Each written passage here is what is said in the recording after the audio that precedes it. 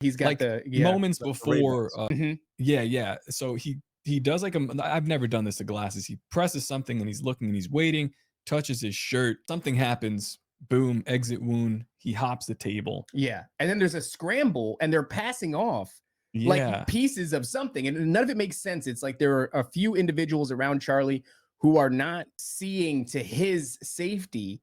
They are grabbing what appears to be equipment. One guy throws him on the floor. I mean, I guess that's probably standard though. Yeah, that is one thing, but you do see a handing off from one individual to another individual of something that is like obfuscated. It's hard to see. So yeah, I just wanted to kind of put that out there. It's like these videos, they change rapidly day by day. We get new information. There's a new breakdown. Ever since the shooting, it's been kind of a fever pitch on X of pulling this footage apart. And this is where we've kind of landed now. And to me, it seems the most plausible explanation. And what you have right now is their technology. And as long as we still have a free internet, which they're coming for it, they're coming. That's why they want the digital ID. They want to know who's who, what's what, who's writing what. Okay. Yeah. So enjoy your days of trolling. World Wide Web. What does a web do? It entangles its prey. Okay. So as much as there's so many good things that have come from it, where it leads humanity and the surveillance state that they're trying to bring for the whole world, there's not going to be countries in the future. One world, and the crypto technocracy is where this all goes. I promise you. I bet my life on it. The US dollar is going bye-bye. All you crypto enthusiasts, I'm not saying you can't make money, but they got to bring you into the system somehow. They got to Piper you in. Hey, you're going to make some money for a while. Oh, they can't control it. Yes, they can. Absolutely, they can.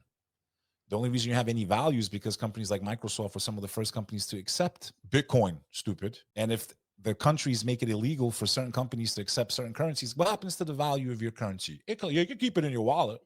It's going to be worthless. It only has value because of the speculation of corporate businesses and big businessmen to think that they can't manipulate it or people are going to miraculously use a coin that they can't control. Once you understand blockchain, that's all you need to know. Blockchain is going to block your future. You're going to be imprisoned in a crypto technocracy. That's where this all goes. It's like they got to tell you. In a short form, okay? Now, as far as Beck, are you familiar with American Bitcoin? It runs off pretty much the same technology, same backbone as Bitcoin, but it's funded by Donald Trump's kids and a bunch of other nefarious actors like linked to Palantir. So this seems like the on-ramp of where we're going with the digital dollar. They tried to do CBDCs, people were onto it, so Trump said we're not going to do CBDCs, but instead here's a free market solution, but it's controlled by, obviously the same people. So that's like, I don't think it's going to be Bitcoin, and they're scrambling to figure out which one they can slide the people into. I think XRP, if I had to guess. I'm not a crypto expert. You need something that can do transactions instantly, quickly. So Bitcoin might be something that stores value like gold. It's like if I had a gold block, it stores a lot of value, but I would transact in dollars, right? With a fiat currency, right? And so they need a different currency that can move much quicker, or they speed it up. But in any event, I'm not an expert in crypto. I just know where it ends. And why I said, humanity's in danger is because the Great Awakening is actually happening. There's been such a massive awakening throughout humanity. And it's being called out by everyone everywhere that they need something so catastrophic to rock humanity back to sleep, because everyone's starting to pull the curtain and see who the wizard is behind, like the Wizard of Oz. And because so many people are awakening up and questioning things they would have never questioned, and because of all this that has happened, humanity is at a critical point. We have never been in graver danger. I believe what comes next will make World War I and II look like a joke, unless humanity can somehow find a way to stand together, even with people they think are their enemies and they think that they're supposed to hate, because you've been preconditioned, pre-programmed. What greater way to create chaos in the world than to take the two largest Abrahamic faiths, Christianity and Islam, and pin them against each other to create the chaos that's needed to instill a new order throughout the earth. Okay. All right. I want to put a pin in it there, Beck, because we're at the 30-minute mark. I got to ask you some questions that are going to be right along that vein. We're going to start talking about the Muslims. We're going to start talking about the Jews. I think it's an important topic. But before we do, guys, you want to continue watching this, patreon.com/Nephilim Death Squad. Otherwise, give it about a week or so. It'll drop in its entirety. Given the context of it, you're probably going to deal with a heavily censored version on YouTube. Patreon's going to be the best place to get this uncensored version. Or Rumble. Or Rumble. Rumble's a good place too. All right, guys, we'll see you later. So Beck, you know, you're talking about Charlie Kirk and the things that he's saying about, you know, your faith, and what has become evident leading up to the assassination of Charlie Kirk is that you know, you're all right to begin speculation about whether or not he was captured by the state of Israel, the government of Israel, Zionists, whatever you want to say.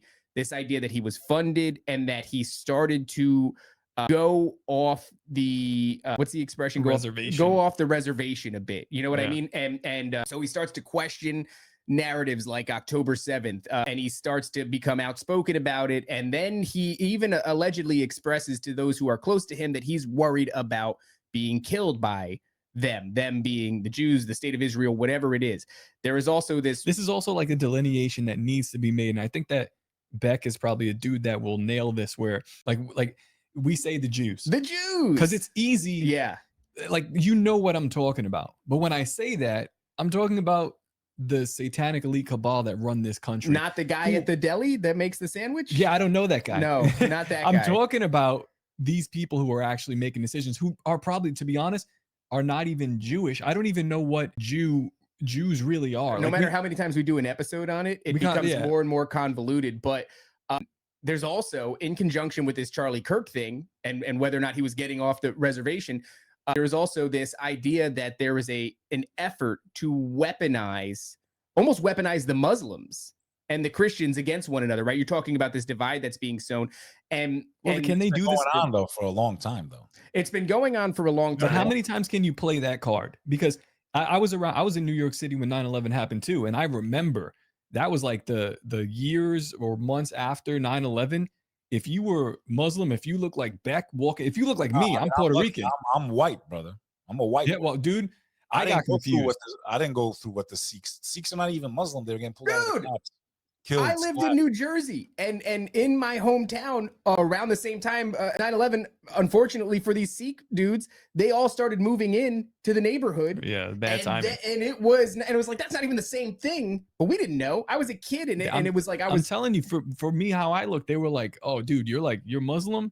At the time, I was like, no, I'm Puerto Rican. You're the most ethnically ambiguous. Yeah, I guess so. But it was crazy. Don't do that. Hey, big pun. My wife. It was. Oh, shout out to your wife. It was a crazy time. I don't know if they could do that again.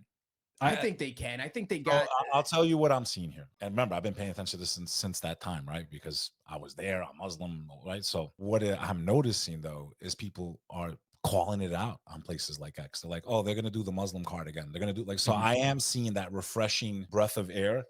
Yeah. There's radicals in every single group. Okay. There's radicals and extremists in every single group. Some of them were made radical